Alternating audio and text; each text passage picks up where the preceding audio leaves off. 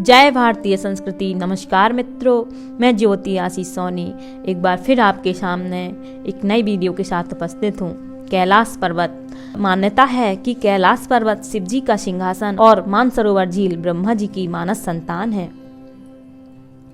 आज जानेंगे कैलाश पर्वत के बारे में। कैलाश मानसरोवर को शिव पार्वती का घर माना जाता है। सदियों से देवता, दानव, योगी, मुनि और सिद्ध महात्मा यहाँ तपस्या करते आए हैं। रामायण की कहानियाँ कहती हैं कि हिमालय जैसा कोई दूसरा पर्वत नहीं, क्योंकि यहाँ कैलाश और मानसरोवर स्थित हैं। हर वर्ष मई जून में सैकड़ों तीर्थयात्री कैलाश मानसरोवर की यात्रा करते हैं। इसके लिए उन्हें भारत की सीमा लांघकर चीन में प्रवेश करना पड़ता है, क्योंकि यह क्षेत्र इसी देश में है। कैलाश पर्वत की ऊंचाई समुद्र तल से लगभग 20,000 फीट है, इसलिए तीर्थयात्रियों को कई पर्वत श्रृंखलाएं पार करनी पड़ती हैं। कैलाश परिक्रमा। कैलाश पर्वत कुल 48 किलोमीटर क्षेत्र में फैला हुआ है। यदि आप इसकी परिक्रमा करना चाहते हैं तो यह परिक्रमा कैलाश की सबसे निचली चोटी दारचैन से शुरू होती है और सबसे ऊंची चोटी डेस्पू गोम्पा पर पूरी होती है। यहाँ से कैलाश पर्वत को देखने पर ऐसा लगता है भगवान शिव स्वयं बर्फ से बने शिवलिंग के रूप में विराजमान है। इस चोटी को हिमरत्न भी कहा जाता है। परिक्रमा के दौरान आपको 1 किलोमीटर परिधि वाला गौरी कुंड भी मिलेगा। यह कुंड हमेशा बर्फ से ढका रहता है, मगर तीर्थयात्री बर्फ हटाकर इस कुंड के पवित्र जल में स्नान करना नहीं भूलते।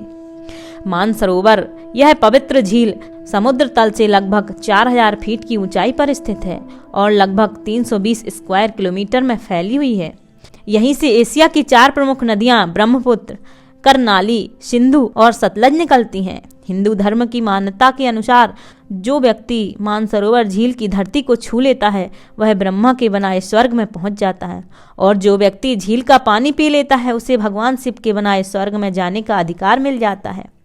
जनश्रुतियां हैं कि ब्रह्मा ने अपने मन मस्तिष्क से मानसरोवर बनाया है। दरअसल मानसरोवर संस्कृत के मानस मस्तिष्क और सरोवर झील शब्द से बना हुआ है। मान्यता है कि ब्रह्म मुहूर्त प्रातः काल 3 से 5 बजे में देवतागण यहाँ स्नान करते हैं। सक्त ग्रंथ के अनुसार सती का हाथ इसी स्थान पर गिरा था, जिससे यह झील तैयार हुई, इसलिए इसे 51 शक्तिपीठों में से एक माना गया है। गर्मी के दिनों में जब मानसरोवर की बर्फ पिघलती है तो एक प्रकार की आवाज़ भी सुनाई देती है। श्रद्धालु मानते हैं कि यह मृदंग की आवाज़ है।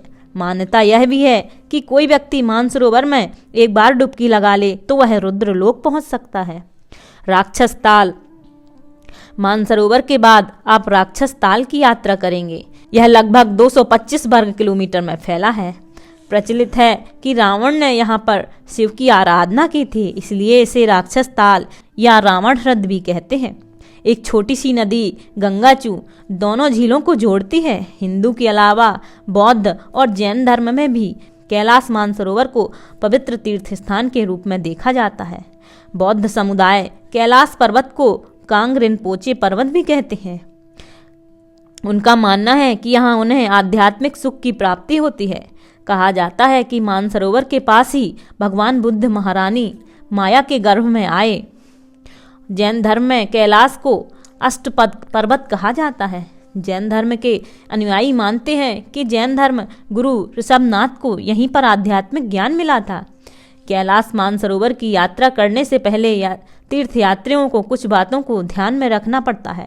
उन्हें किसी भी प्रकार की स्वास्थ्य संबंधी समस्या नहीं होनी चाहिए। चूँकि यह तीर्थ स्थान चीन की सीमा में स्थित है, इसलिए उन्हें विदेश मंत्रालय में अपना प्रार्थना पत्र देना होता है। चीन से वीज़ा मिलने के बाद ही आप कैलाश मानसरोवर की यात्रा कर सकते हैं।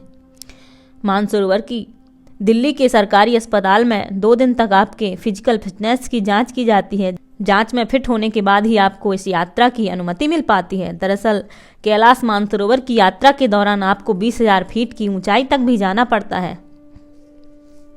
इस तरह आज हमने जाना कैलाश मानसरोवर की तीर्थ यात्रा का महत्व।